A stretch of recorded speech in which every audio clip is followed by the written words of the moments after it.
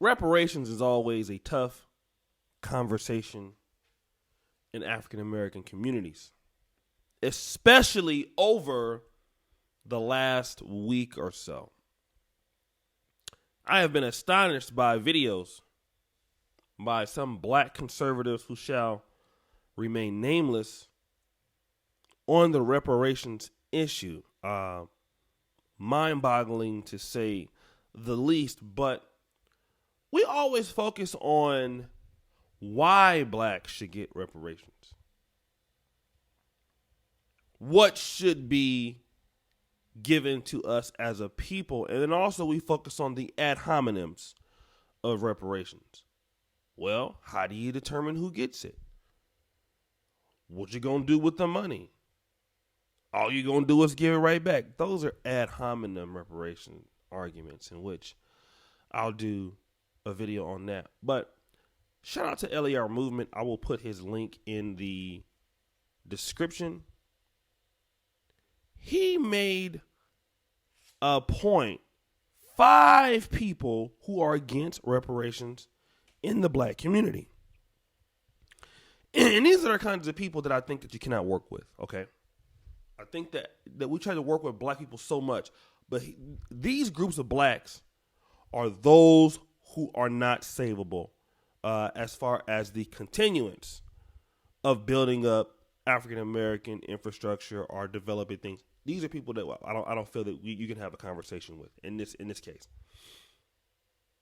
And that says any black that is for or against reparations, in my opinion, they're disingenuous to the community. And I want to talk about 6 reasons, 5 of them from LER.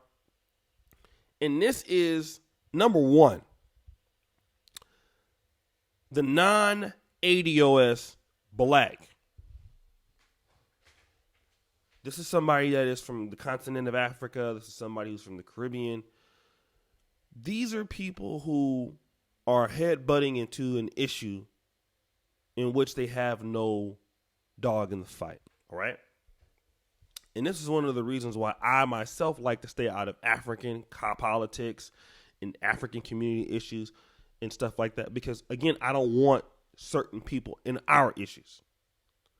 And what you're going to find is the non-ADOS or non-African American black, if you ask him about reparations, number 1, he's not going to understand it. And number 2, he's going to think that all of his accomplishments have been done by him alone.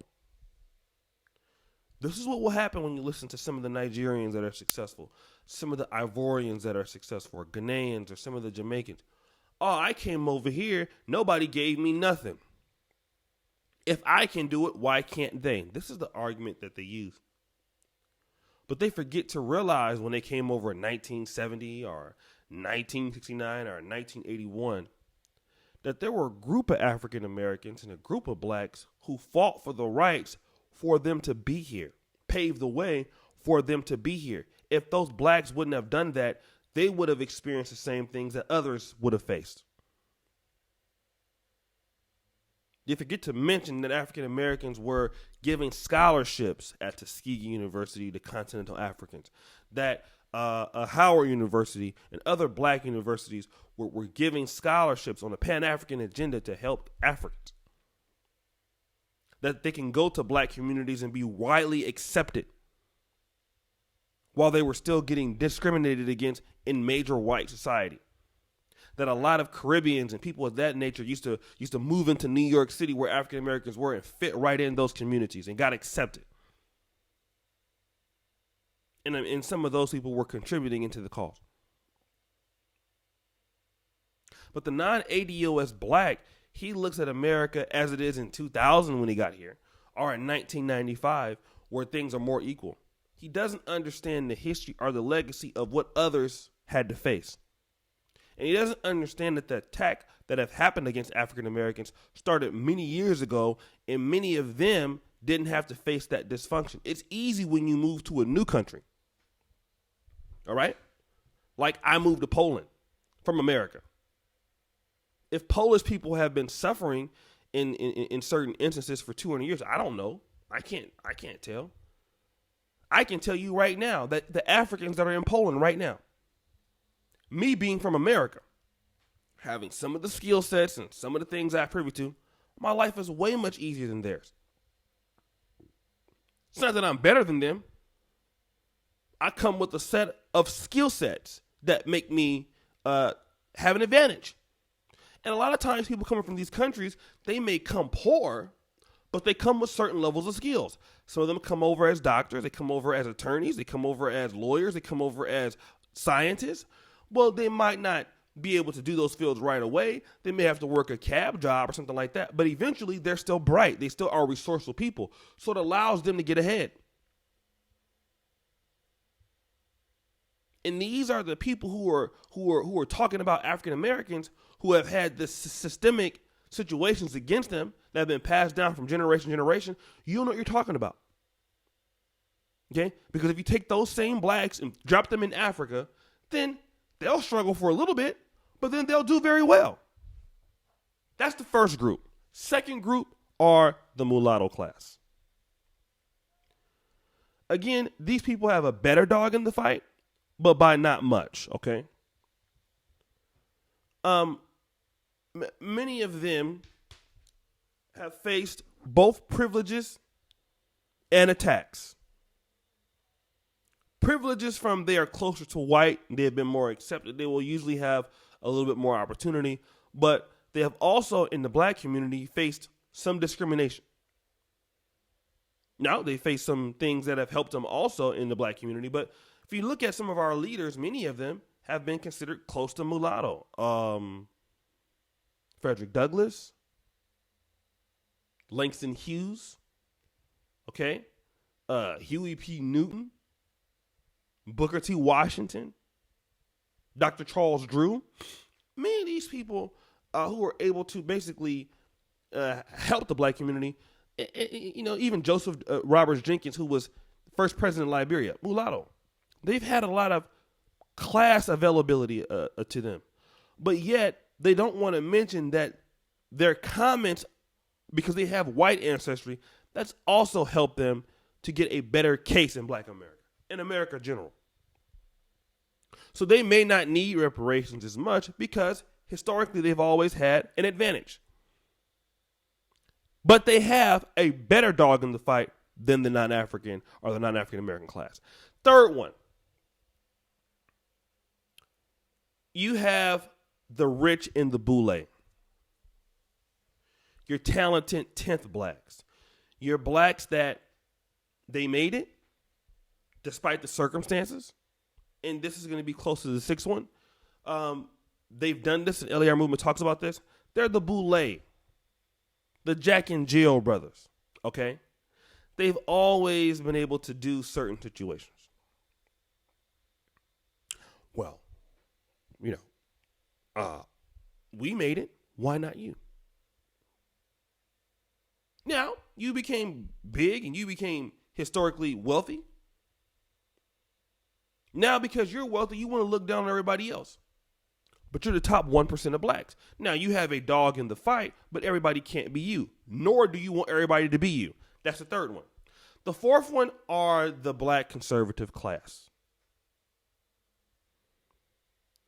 They are the blacks that will say anything, right? For non-black or white approval. White conservative approval.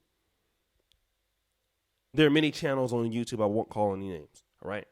These guys are tiring out, right? I get depressed having to mention these guys. These guys will say anything on the behalf of getting white subscribers, a white fan base, getting a white woman, getting a white husband, which typically is what the case is. They'll say anything to down black people and anything to get accepted by the other people. This is what they'll do. Not that I can honestly say they actually feel this way, but they'll do this, okay? Anything for some non-black subscribers, anything to go to trip to the White House, they'll say any ridiculous thing. And normally because they want a paycheck out of the deal. So they'll sell their people out for, a couple trinkets, a couple white girls, a couple white guys, a couple visits to the White House, a couple news segment pieces. This is what they're doing, okay? It's behind money, and they're pretty much getting some type of compensation to say this type of stuff.